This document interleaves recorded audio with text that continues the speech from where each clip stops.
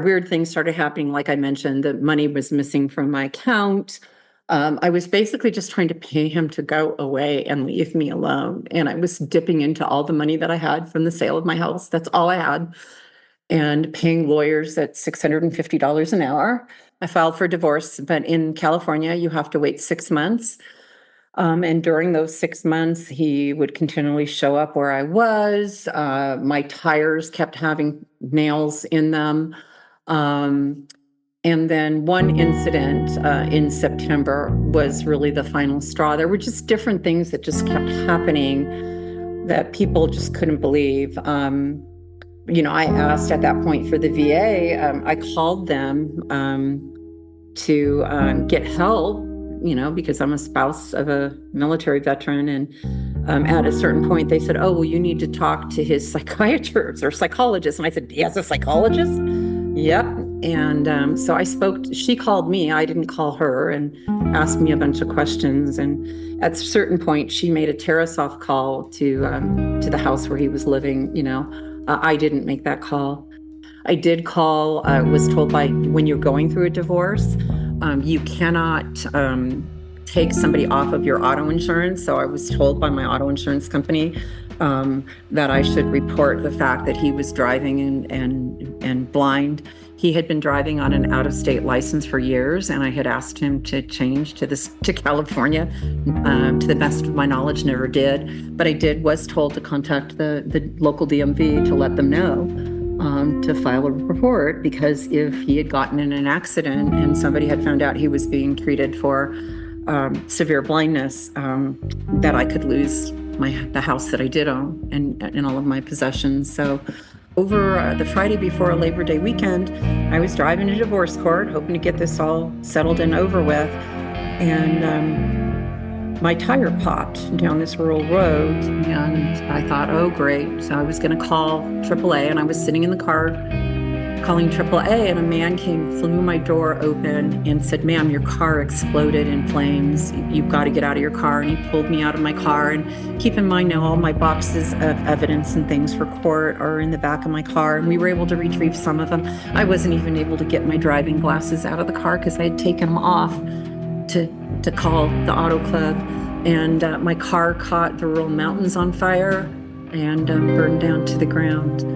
The courthouse was called. My spouse was told that I was on this particular highway, basically told not to drive by because there's a restraining order, stay 100 yards away from her at all times. He drove by 3 times.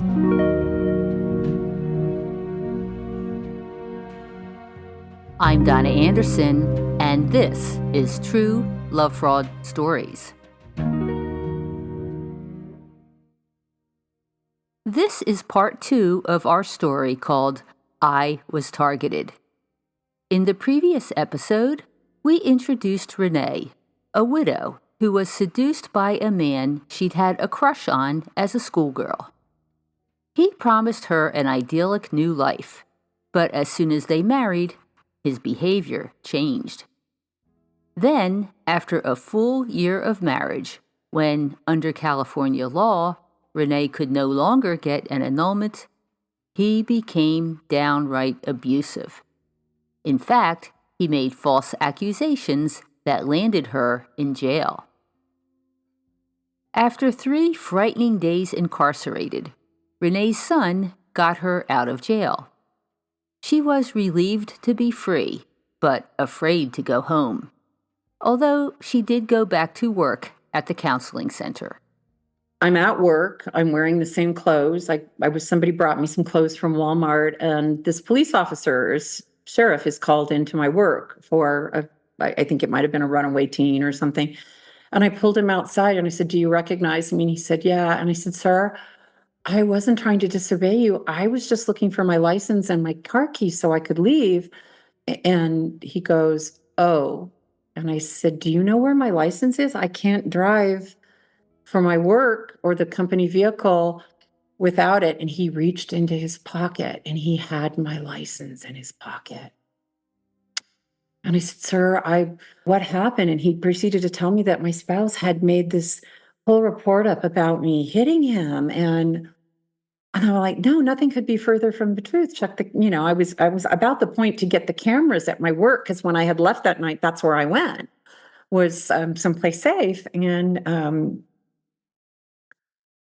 I looked at him and I said, you know that the system was down, right, for 3 days. And he goes, I know. And I said, and I just want to tell you that, I'll pray for you, because I got to see the other people that you deal with every day. And it's frightening and it's scary, but I want you to know that I really wasn't trying to disobey you, and I really didn't hit anybody. Renee had her driver's license back, and her children had retrieved her car, but she had no place to live.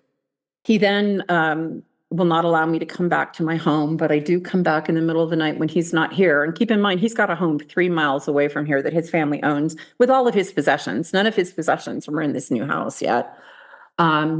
And told me that if I came back to the house, he was going to call the police on me. I came home one night and discovered that my cat was missing, and he kidnapped my cat for 4 months. And I didn't know whether my cat was alive or dead. I didn't want to leave where I was working, the area where I was, because I wanted to keep my job. So I would stay on hotel points at different places, say in some of the resort cabins, and just cry myself to sleep. It was so absolutely surreal. Because Mark had accused her of criminal behavior, Renee had to hire a criminal defense attorney. One of the first things he did was file for a domestic violence restraining order, or DVRO. As you know, he made a false accusation that landed me in prison for 3 days, or in jail for 3 days. So fortunate for me, I had to hire a criminal defense attorney, and that criminal defense attorney literally saved my life. He grabbed the credit card out of my hand as we were standing there filing a domestic violence restraining order. And he looked at me and he said, I'm a criminal defense attorney and I know criminals, and you want to divorce this person, give me your card. It's $495 and I will be saving your life. First, however, came the domestic violence restraining order. The judge set a trial date for the DVRO, and Renee's attorney instructed her to move back into her house. So I did come one time, and his mother was here, and she was sitting at my table, and she goes, what are you doing here? And I said, well, I own this house. I paid for the whole thing. And she says, I'm spending the night in your bed, and there's not a blankety blank thing you can do about it. So get ready to have a slumber party. So I walked downstairs, grabbed a few of my things, and off I went again. I was just terrorized. So I moved back in, and one of my brothers, who was very influential in the government, moved in and stayed with me for a month. At the DVRO hearing, the judge reprimanded Mark. He said that when Mark punched the wall next to Renee's head, it was domestic violence. And when he threw something at her, even though she wasn't hit, that was also domestic violence. And then afterwards, he slammed down the gavel and he said, and where is her cat? And he named my cat. And he was refusing to tell the judge where my cat was. And eventually he did, on threat of, the bailiff was contacted. And the judge said, you better have that cat back by 5:30 tonight. And I still have that cat to this day. And that cost me a lot of money, legal fees, to get my cat back. But I had rescued that cat, and when I rescued that cat, I thought I was rescuing the cat. And over these years, the cat has rescued me.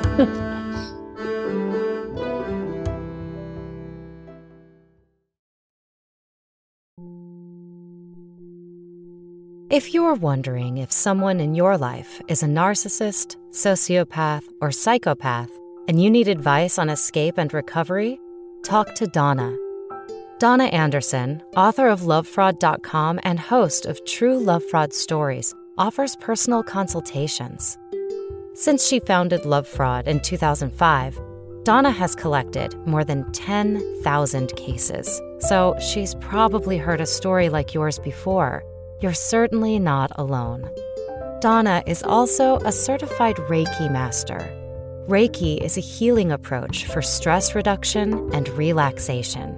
Donna combines this with her deep emotional release technique to help you let go of the pain of your experience. Book your session today at lovefraud.com/talk to Donna.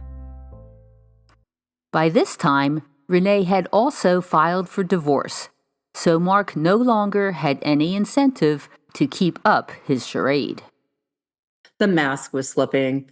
I was finding out that just about everything I had been told was an absolute lie. For example, the Veterans Administration never needed her previous husband's death certificate. It was really a dupe and a ruse. On a death certificate, you get everything you would need to impersonate another person. It's the only reason I can think of. I was asked for that by this man that I married for my deceased husband's death certificate. The VA confirmed for me later there was never a need for me to present a death certificate for my other husband. Renee's opinion now is that Mark used the information on the death certificate to con her. He wanted $50,000 during the divorce from me, even though we'd only been married a year and a half. And I agreed to $40,000. I guess he got angry. I don't know. But the next day when I came back from court, I went to my bank and my bank wanted to know why $50,000 was missing from my account. And it was all done, somebody impersonating online my deceased husband who, shame on me, I hadn't taken off the account where I had put the money from the sale of my home, but the money was gone. It was actually $55,000. And when that happened, I was with a pastor friend of mine and I fainted in the bank and she took me to urgent care. And first time ever in my life I had ever been prescribed any kind of medication for anxiety, depression, anything. I literally, my chest was beating at 100 miles a minute. When I had driven out of the rural area to go meet with this pastor friend, I was just going to a funeral with somebody and I was trying to get some money out of my account to help pay for the funeral expenses for my friend who died. And to find out that somebody had removed that money. And what was really fascinating was my spouse had followed me down the rural roads that morning, and there had been a report filed with the CHP, which I have a record of. So I was followed, then to walk into the bank.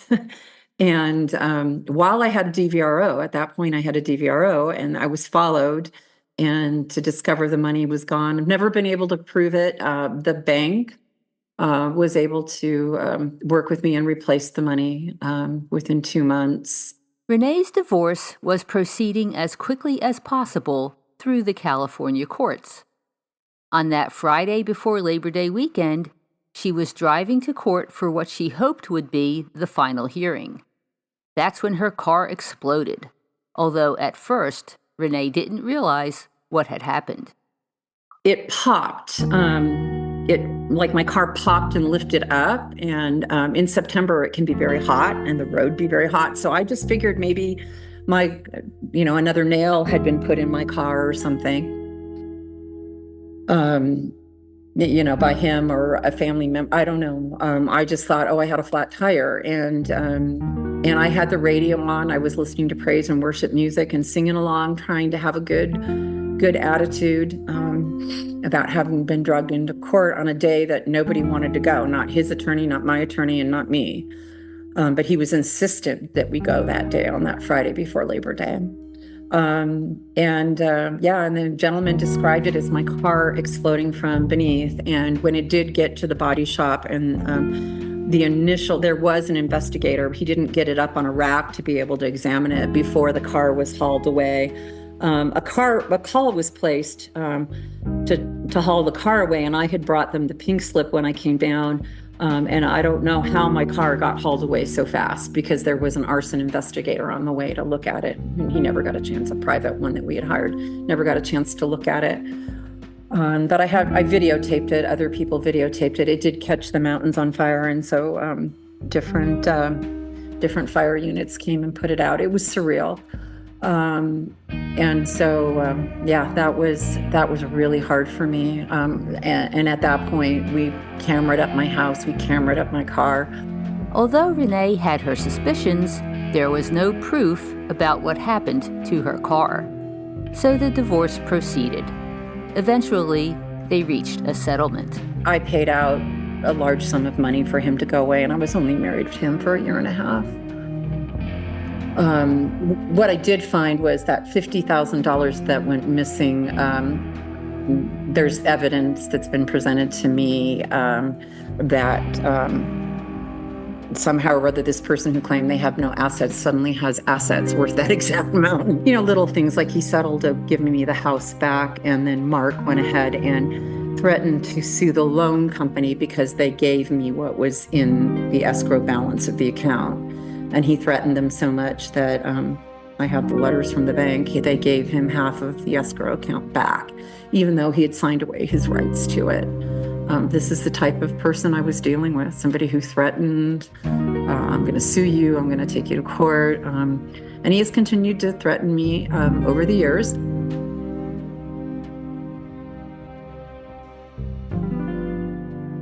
After the divorce, after extracting thousands of dollars from her, Mark continued to harass Renee. He still lived 3 miles down the road and frequently followed her. He wrote to government agencies to question her credentials, so she lost several jobs. Then, 2 years after the divorce, Mark made good on the threat to sue. In a civil court case, he claimed 5 incidents in which Renee allegedly harassed him. One of them was when she contacted the Department of Motor Vehicles about him driving while claiming to be blind. Another was for Renee calling the VA to report an employee's inappropriate relationship with her husband. This was the woman with the bunny ears, who was sitting on his lap in a bar. Mark said it never happened. Renee had a photo of it. During negotiations, again, it's supposed to be privileged, but I don't care. I want to talk about it. One of the most reprehensible things my abuser did was say that he would keep trying to sue me civilly if I didn't write him an apology note. And, I got advice, just do it. And I go, no, I will not apologize to this person who has terrorized me. I will not, and I cannot. And, I'm not going to do it. So anyway, he filed a civil suit against me just shortly after that. His attorney contacted my current place of work. I was let go because we love the work you're doing, but your personal problems are getting dragged into your work. I had to go get another job. The civil case dragged on for 4.5 years. 3 of the claims were thrown out, so only 2 remained. Mark postponed the court hearings multiple times, and 8 different attorneys represented him. Finally, they got to court. He presented 2 pieces of evidence. One was a letter I wrote, and one was the picture. I mean, is that not gaslighting the court and me saying, I'm suing you because you're making up that a picture exists and then bringing that as your evidence? They interviewed him for 6 minutes. My lawyer called for summary judgment. No, I was not interviewed anymore, and the judge eventually ruled in my favor and wrote a very definitive document that said nothing that they presented rose to the level to sue me for these 2 things, and that the person never even presented damages. The most telling thing, Donna, about these guys that commit legal abuse, and it happens to so many women, is that his own lawyer stood up and said, oh, I don't need 2 days for a trial. We only need a half a day. The plaintiff it isn't really about his civil rights being violated or about him even having damages. He just wants to change the defendant's behavior. So here I am, I'm protected by a 1-year restraining order, a 5-year restraining order, and more, that false police report that was filed against me. Of course, there were no charges ever filed. And in fact, I stood in front of a judge who expunged even the arrest off of my record, stating to me that this doesn't happen very often, but you're factually innocent. What he said you did never occurred. Getting away from Mark was definitely an ordeal. Still, Renee believes she did well in escaping him. I got divorced as quickly as you can. So when people say to me, why didn't you get out? First of all, my first answer, and I've learned this from being a peer counselor to other domestic violence victims, because I actually am a loving person. And I loved this person. It is not my fault that this person presented to me, it was not who they said they were. It is not, I am a loving person and I won't be shamed. Furthermore, you can only get divorced in 6 months, and I did it 6 months to the day, almost. And when you think about the other wives and the other relationships, I was his shortest victim, permanent victim. I got out in a year and a half, and I'm not ashamed of that. I'm proud of that. Compare me to what, I call this person a monster. Compare me to what other people dealt with this monster, and I got out faster than anybody else possibly could have. So don't shame me, and don't shame any other woman. You don't know what they've been through. But what we can do is set the bar. What has he done to other people? And although I'm still suffering from PTSD and trauma and all of that, he did not win. He did not win. Those who know me know that I'm still me. In fact, that house that we speak of, I still own it today and live in it. And the house is often used to house other domestic violence victims or to be a retreat for women who are going through this type of therapy. It's up in a beautiful mountain community, and they come here and I listen and I don't judge, and they have a place to get healing and help. And so what he wanted to take from me, I have been able to give back to others. And again, people say, well, you need to take care of yourself first. But I've always been a person that's who I am. I love taking care of others. And I don't have to take care of a monster. I get to take care of people who've been with other monsters and look them in the face and just, I don't say I know exactly what you're going through, but, I say, can I ask you some questions? Did you experience this, this, and this? And they go, how do you know? And I go, I just do.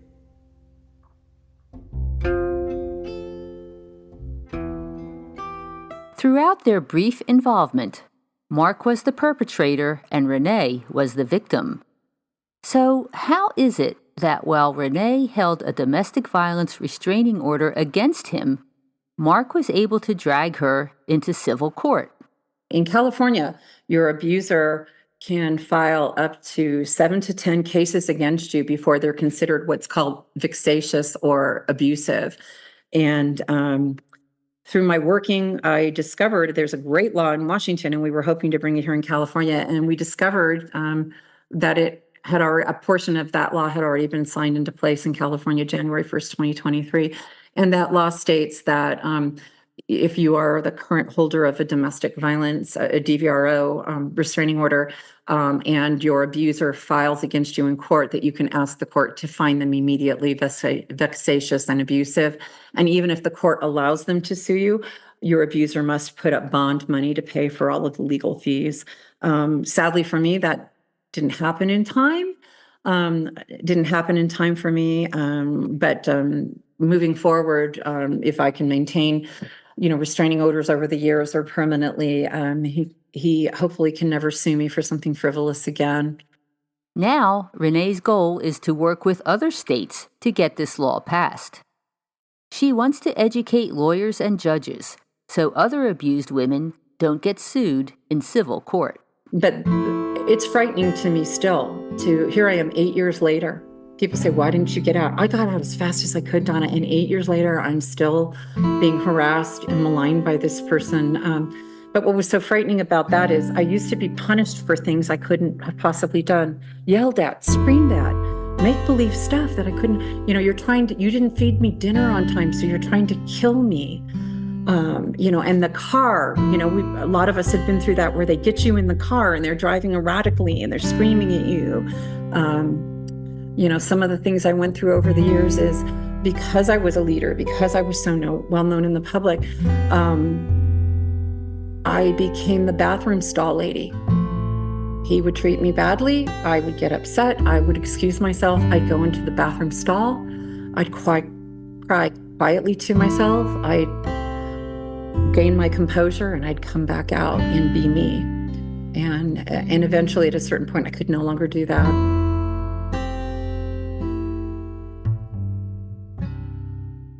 Renee is divorced. She beat Mark's attempt to sue her in civil court. She even had her arrest expunged from the record. Renee reflected on her experience and how she was victimized. I go on a lot of groups where they're shaming people, and it's like, you know what? It's okay to say you're a victim. You are a victim. And these, you're just codependent. We don't tell someone who's been raped, you're just codependent, or what was your fault in this? We need to skip straight to telling a woman, guess what? You were targeted, you were a victim, you're a victim, and we're going to get you victim help, just like we would if you were raped, robbed, stabbed, attempted murder. You're a victim. And I get so tired of people doing this work, telling people that they're codependent. They may be codependent. They may have we all have things in our life. But until a woman, I believe, understands that she's really been a victim of a calculated plan, and in many cases of these toxic people that are on that spectrum that's so toxic, until she can understand that she's been a victim, she'll never get over it. She'll be trauma bonded. She'll think that, this person loved me. They never loved you. And once you realize you were a victim, you were targeted, you were conned, it doesn't make it any easier, but you kind of can erase that part of your life, because, if you're stolen from, which has happened to me, my car's been broken into and my wallet's been stolen. I don't live in that zone, but I would have lived in that zone if somebody kept saying, why'd you leave your purse in the car every 5 minutes? I was a victim, and I'm, I am so tired of people trying to tell me that, you're codependent, you're not over it. How do you get over it when the person is still suing you? Why don't you just get on with your life, Renee? I've been trying to get on with my life. These people don't. That's their goal. They want to destroy your life. They don't want you to get on with your life. They want to come back and take what's left because they don't feel like they finished the job. And our job is to shut the door and not be there. Renee's abuser managed to get her locked up in jail. Although she only spent 3 days there, Renee saw how all the women in the jail suffered and reached out to help them. Another happy point out of this whole story, the girl who read scripture to me during that jail time, I went back and started visiting her in jail. She had not done what she'd been accused of. We were able, because she was low income, she was a UPS driver, wasn't able to make bond. We were able to get her bond. She got out, she got exonerated, she got a job again.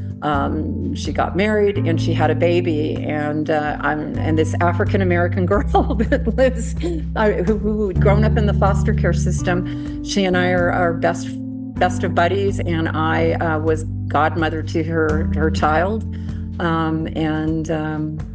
That child is now, second or third grade. And so I started visiting her, and then other women at this jail started saying, will she come visit me? And I got to tell you, that was so healing. I'd show up in my business suit, and the sheriffs would say, are you here to, are you one of the attorneys? It's not attorney visiting time, it's only friend visiting time. And I go, I'm her friend. And they look at me like, you are? And these ladies, a lot of Christian ministries will go in, holier than thou, hold their church services. And all these women want, if I've learned anything from the compassion from that experience, they just want someone to come in and talk to them. about their lives, about their children, and to treat them and to share. Sometimes if I was having a bad day, I'd say to the women I was meeting with, I'd say, hey, I got a son who's, needs some prayer or something. Would you pray with me if they were a person of faith? And here I am asking a convict to pray for, or someone in jail to pray for my family. And that's real. That's where the rubber meets the road. Because I was just like them at that point, all due to a false police report. So, yeah, there's been a lot of good that came out. For a while before COVID, we would take groups of women, and we would wait outside the jails, and we would give people bus cards, chargers for their cell phone, a clean T-shirt because they're coming out of jail, what they're arrested in, and some bottled water if it's raining, an umbrella, and they look at this woman who obviously grew up with privilege and say, why are you helping me? And because I was falsely accused and spent time in that jail, and I'll never unsee it. And no matter what you've done, you don't deserve to be treated the way that I know you were treated in there. And I believe you have value. And if you need some help, here's our number. And over the years, some of them called and some of them got help. Like I say, they got jobs, they got married, had babies, just all in this short 8 period, this period of time. So I still wish that had never happened to me. I still wish I had never had that experience. I'm not going to lie to you. It is unconscionable, but it can happen.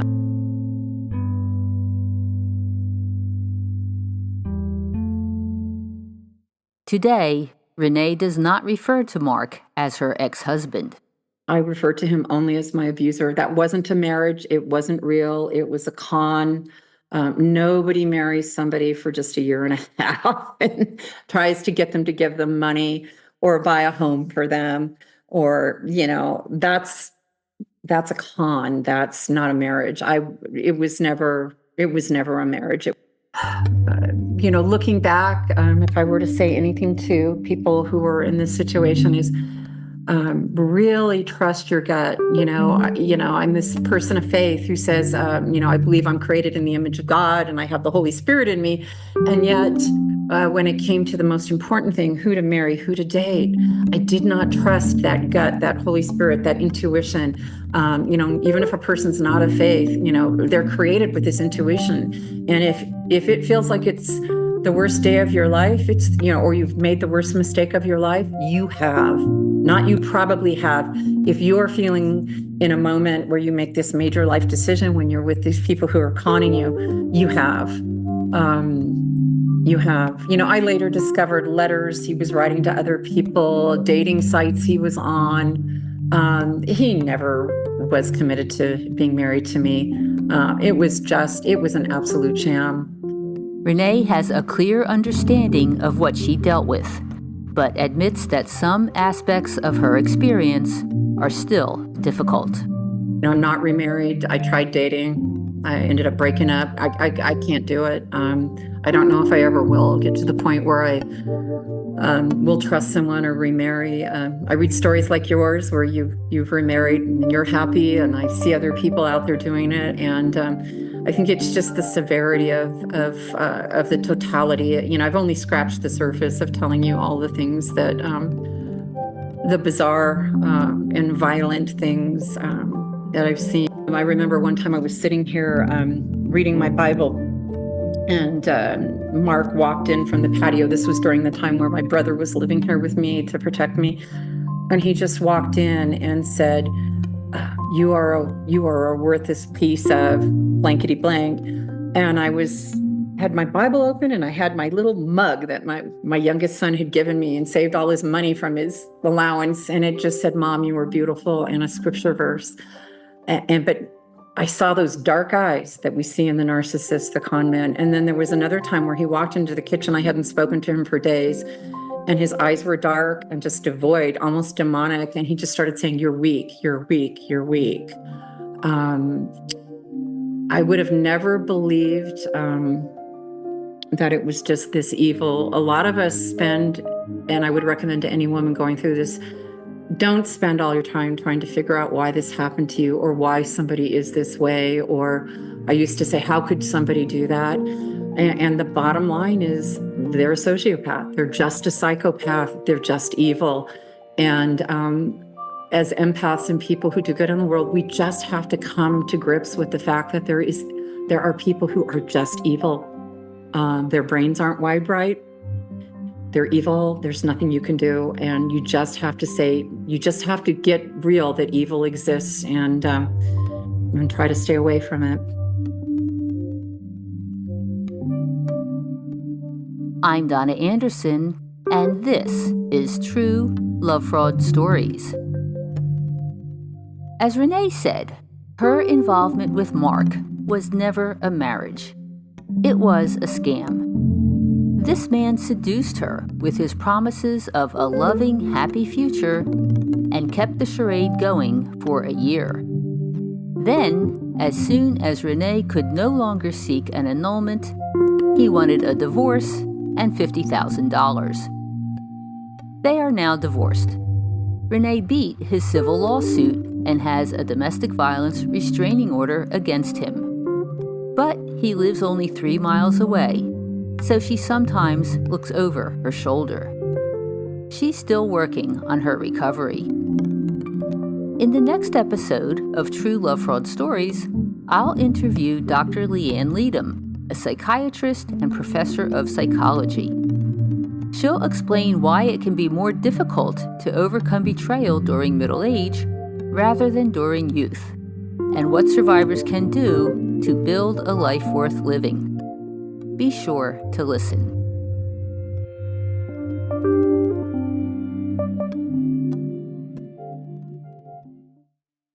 So tell me a little bit about how you're trying to help others. We actually put together a group. We put an ad in the paper saying, if you have been the victim of narcissistic abuse, please call. We're starting a support group. We didn't give the location. It was a church that not even part of my denomination. There was only one church on the mountain who was willing to let us meet there. And I have great respect and admiration for that pastor. And we would meet on Sunday afternoons at 4:00, and people would come from everywhere, all walks of life, women whose parents had been narcissists, women who were wealthy, who had been married to narcissists in our community, who had been locked out of their businesses, their money stolen, who had been conned, women who were married to first responders and police officers who were being threatened. My home and several other homes where I live are used every June 1st to invite women to come for a weekend of healing. And again, I'm not the therapist, but I provide the activities and the food. One of the things that my abuser did was tell me I was a horrible cook and throw food at me. So an exercise that I do out on my front driveway, we put out eggshells, and I demonstrate by walking across the eggshells, closing my eyes, saying, I was yelled at for not being a good cook, blah, blah, blah, blah, blah. I go across the other side and relive it. And then I stomp on the eggshells coming back and I say, I'm a great cook. I made all the food today. It's all gone. Everyone loves my food. And I take back, and you cannot believe how actually walking on eggshells, Donna, I know it sounds crazy, but actually letting women walk on eggshells and share with other women what they literally walked on eggshells for, and then taking it back, how that single activity can be like a freeway pathway to total healing. It's incredible. We keep a crystal bowl with marbles in it. And throughout the weekend, as we go through materials or our discussion groups, or we do a thing called psychodrama, we take our marbles back and each of us goes home. We have aha moments and we stop. Person says a sentence about what they've learned. They take a marble and they put it in their bag, because when you're married to these people, you think you're losing your marbles. And so every woman goes back with a bag full of her marbles back. We take these masks, paper mache masks, and we write on the outside what the narcissist or the con man presented at. Is on the inside, we write what they really were. I had one woman sit on my couch for the entire weekend, Donna, writing nothing but all the things he really was, to the point you could not read the inside of the mask. It was black. And that's what she did for the weekend for therapy. I was sitting in the front row of my church on Easter of all times, Good Friday, the day that this fake police report had been made about me. And one of my ladies from the class said, you really haven't been doing much work, just, with helping others who've been narcissistically abused, especially after COVID. You do it infrequently, but you really should consider doing it again. And again, I'm a person of faith. I'm sitting in the front row in church, feeling, no longer feeling, reliving the horror of that Easter weekend being incarcerated. And I'm having a conversation with God and said, okay, I'm convicted. If I need to do something, let me know. And my phone starts ringing, and it's my son, who's a part-time pastor. And he says, Mom, got a lady and 4 kids who's a missionary who showed up with bruises on her face and broken glasses, and she's being abused. Can she stay at your home? I said, what's her name? And I told her where the key to my house was, and told her I'm not going to be back to my house until Saturday, but make yourself at home. It was a totally spiritual experience for me to be able to offer this woman a safe place on the very weekend, just what would it have been, 5 years earlier, where I had been so badly abused. And when I came in, I saw her on Saturday. I gave her a hug, and she said, "Who are you?" And I said, "One of many women in this community who care about you."